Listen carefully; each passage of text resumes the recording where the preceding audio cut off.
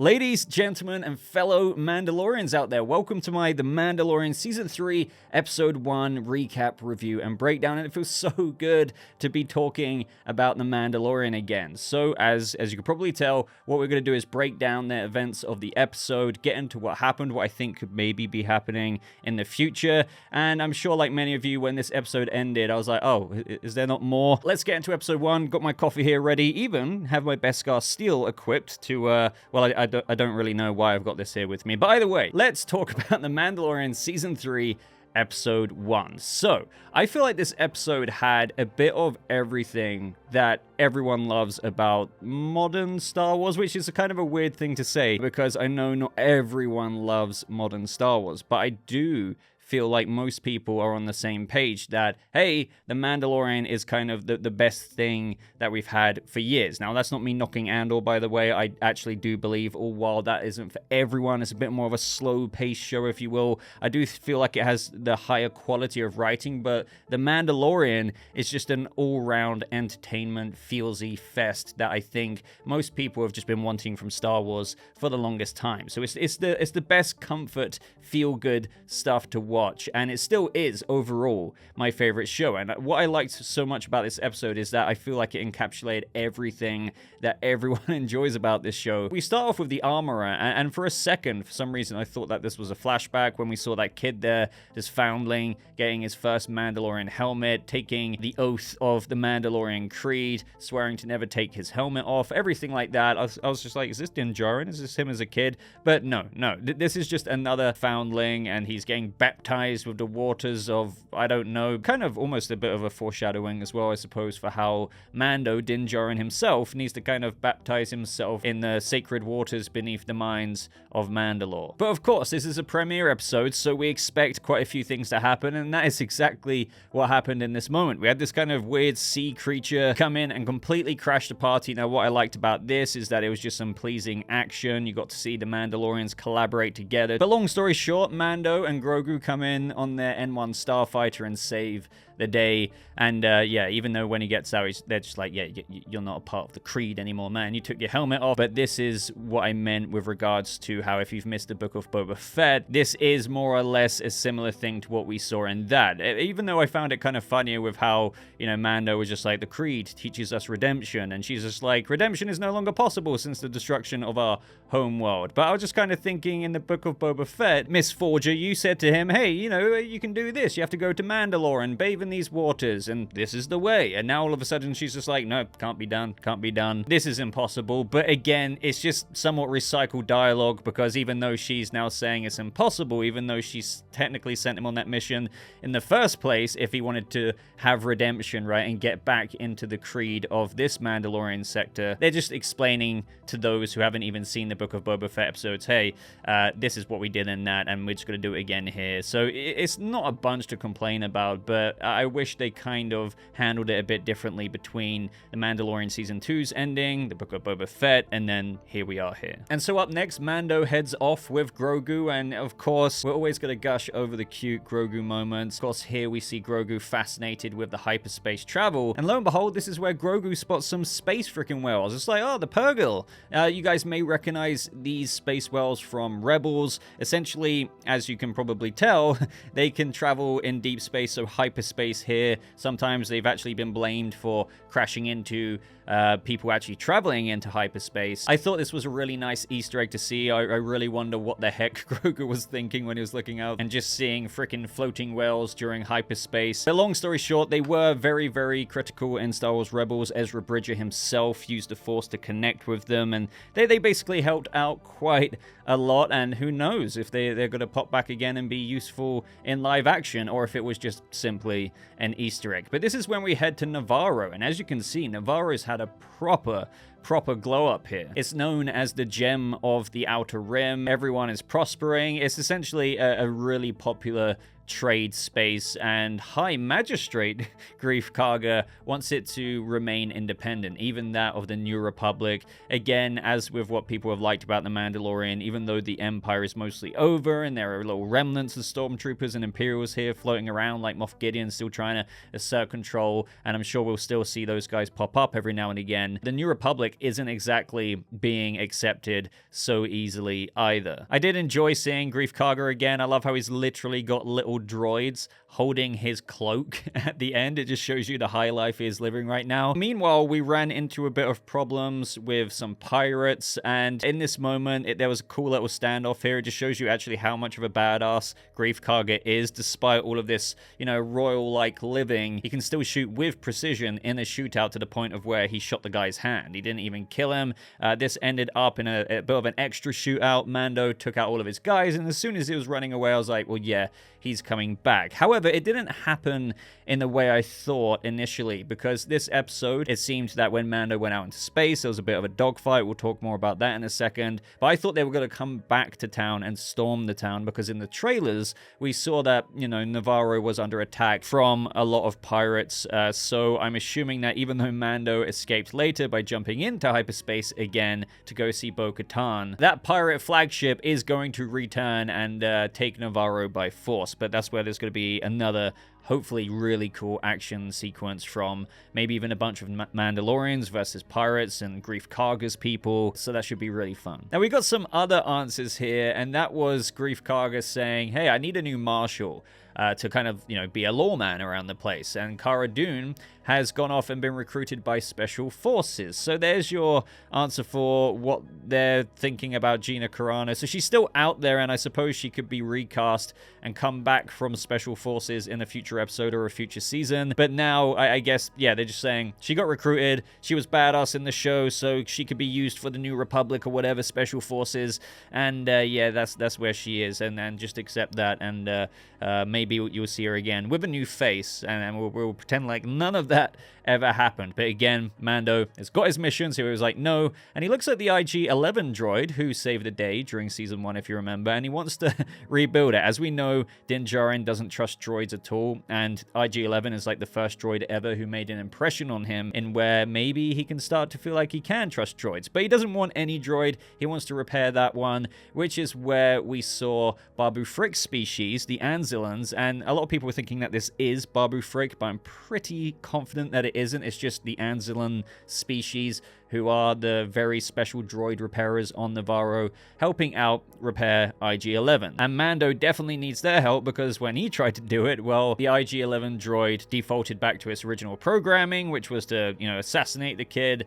And yeah, so they're going to need a whole new memory chip, I believe it was, but they're very, very hard to find. And just on a side note, I do love all of this giddiness. It is kind of very easy Star Wars entertainment to package to us and for us to enjoy, but I do feel like, as much as I love Andor, and I will always say, to be honest, that I do think it is the highest quality written Disney Plus Star Wars show, it didn't have a lot of, it had aliens in it and whatnot, but even from that of the original trilogy, when you saw little scenes like this and you see freaking, this is what I mean, it's kind of easy comfort food scenes, if you know what I mean, because you see Grogu being all cute, trying to hug one of the Anzilans like it's a pet, and you have Din Djarin saying it's not a pet, acting all dad mode. So all of this is cute, but it's all a part of the Star Wars makeup, the kind of feel-good entertainment of seeing cute little freaking alien puppets. Now, it's not all about that, of course it's not, but when you have this sprinkled through scenes and episodes every now and again, I think this is one of the little hidden gems that The Mandalorian under Dave Filoni and Jon Favreau, they know whether or not they write like a really good script or not. If it's got enough stuff like this in here, a bit of action, and this is what I mean, this premiere episode, it felt like it really did fill the room with all the kind of flagship things that fans enjoy about Star Wars, and what The Mandalorian brought back, and what a lot of people say The Mandalorian brought back that Star Wars was missing, is stuff like this. So again, even if it's not like an amazing episode, but they tick certain boxes of the entertainment, then I think that's all a lot of fans want to see. And this scene was pretty cute, with Grogu just wanting to be best friends with one of the Anzilans. And so this is when Mando leaves Nevarro, gets in the N1 Starfighter. It also highlights to us in how he's still technically training Grogu a little bit, trying to educate him, talking about you can't just learn how to fight when being a Mandalorian. You also have to know how to navigate the galaxy, because you'll never know where you'll be headed next. And he shows him the hyperspace map and the fuel gauge, but then we have the enemy proximity warning indicator going off, and that's the pirates we were just talking about. Now, what I enjoyed so much about this scene, again, along with it being one of the boxes checked for making this premiere episode a very entertaining Star Wars episode, is the space dogfight here was really cool. We have these pirates hunting Mando, but then it quickly turned into him hunting them. I really love how the score was used in this scene, with how each time he came out like a spider from behind one of the little asteroids, Mando just leaped on them and they blew up. And then you had the score do this little kind of cool announcement for every single time that happened, and then the pirates were like, oh god damn. But again, that's when the flagship came into view. Mando escaped by going to hyperspace, but I do expect that we'll be seeing those guys again soon, and they'll be going ham in trying to take over Nevarro. And so they head to Kalamala, was it? The planet where Bo-Katan is chilling in her Mandalorian castle. And we saw this scene in the trailer, and I didn't actually expect this to be done so early. But regardless, Mando walks into the castle main hall, and he says that he's here to join her, interestingly enough. She says there's nothing left to join, and he's asking what happened to all of her people, what about her plans to retake Mandalore, and she was just like, well, when I returned without the Darksaber, all of my forces melted away. And so everyone else is just kind of running around the galaxy as mercenaries. And ever since then, she seems to just be like sulking on her throne. I'm kind of confused. I feel like she's up to a little bit more here, because, you know, Mando is just saying you gave up your designs to retake Mandalore, and this just turns into a little bit of a creed debate with her saying your cult gave up on Mandalore long before the Purge. Where were you then? So I assume this dialogue was about him wanting to approach her, saying, I'll join you, but hey, I know you have plans to retake Mandalore. I'm going there anyway, so do you want to come with me? I need to go have a bath for a little bit, if you know what I mean. So, you know, you down for it? But she's like, no. She tells him where the mines are located, beneath the civic center in the city of Sundari. He says thank you, and he's going to be off on his way, and he'll find out if the planet truly is poisoned. And I think that's more or less showing that even though it was pretty much glassed and everything is pretty much screwed there is some more hope, even though many other people, even the Armorer as well as Bo-Katan, have completely more or less written Mandalore off. I wouldn't be surprised when Din goes there next episode, perhaps, that he sees signs of hope, maybe certain areas that are maybe not affected or have started to come back from the devastation that the Night of a Thousand Tears caused, that there maybe could be a settlement established, the first one on Mandalore in a very, very long time. But it's going to be interesting to see if that actually happens, because before then, I think there's going to be a bit of a Mandalorian civil war here. Bo-Katan and her disdain for the Children of the Watch is probably going to amount to some kind of little mini Mandalorian battle. And, you know, even as he was walking away, and she was just kind of looking at her hand in her chair, just being like, goodbye, Din, Djarin, or whatever she said. It's just like, what are you planning? I hope you're not sending anyone after him on Mandalore to kill him for the Darksaber, because you're too cowardly, Bo-Katan. I mean, I don't think she would do that, but there seems to be something else going on here, and her just sat on the throne just like, yeah, okay, you can do that if you want to.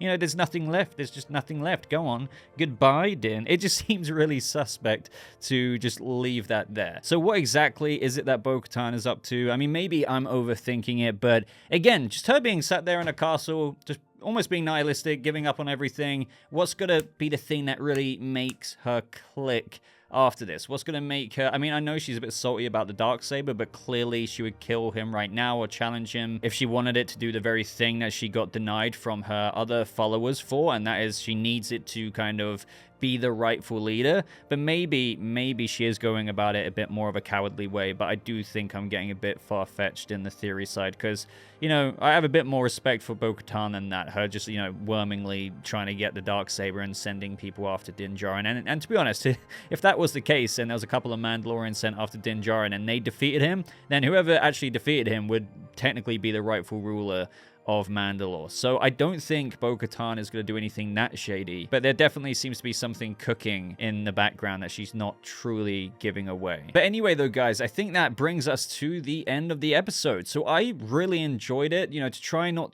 really repeat myself from earlier, I just feel like it was a very entertaining episode. I would have wanted more. It feels like if we had just an extra 8 to 10 minutes, that would have felt a lot more satisfying, but I was still very satisfied in general, because series, all while I've been craving the kind of writing and storytelling that Andor gave us. You may completely disagree with me there, and I can understand why. It's not necessarily for everyone, but for me, just to, compliment Andor, I love the kind of longer format, slower paced storytelling. The writing, I feel like, is so much better than what we've got in a lot of Disney Plus shows and Star Wars. But the thing about The Mandalorian, as I've already somewhat mentioned, is this is where you get a bit more of the all-round, well-popular Star Wars content. It's not always the best written stuff, and I'm not really putting down this episode for that, because again, I feel like they played it fairly safe. What I mean by not always the best written stuff is in previous Mandalorian episodes, you might get insane plot armor moments or a few contrivances where, Mando might leave his jetpack behind and Grogu gets captured by Moff Gideon, and he runs straight past his jetpack and runs all the way up the hill when he could have put that on and flown up there. A lot of things like that I feel like Andor didn't really suffer from as much, but again, not to pit them against each other. It's just, if anything, I'm trying to serve Mandalorian up on a platter of, here's the more juicy stuff that a lot of people like to see about Star Wars, and it does have characters that we care about. Like, whether you want to dig into it or not, Mando and Grogu, their journey is one that a lot of people are subscribed to. There is a lot of interesting content here in general surrounding Mandalorians, and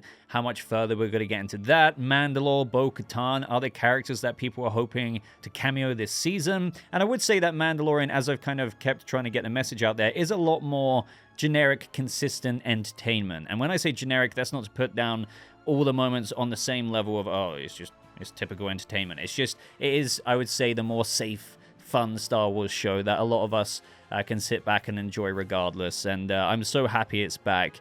It was an enjoyable premiere episode, and again, wish it was a bit longer, but I can't wait to dive into this week to week. I hope you guys are going to be here along for the journey of the breakdowns and the reviews. Let me know if you have any expanded ideas on what I've said. Let me know if you agree or disagree with anything. And of course, let me know your theories as to what could lie ahead this season. So if you got this far in the video, guys, I would really appreciate a like, maybe subscribe if you want to stay along with the journey of Mandalorian breakdowns each week. Maybe turn that notification bell on to make sure you never miss out on a future Mando video. But until next time, ladies and gentlemen, thank you so much for watching. I hope you all have a lovely rest of your day, and I'll see you fellow Mandalorians in the next video. Goodbye.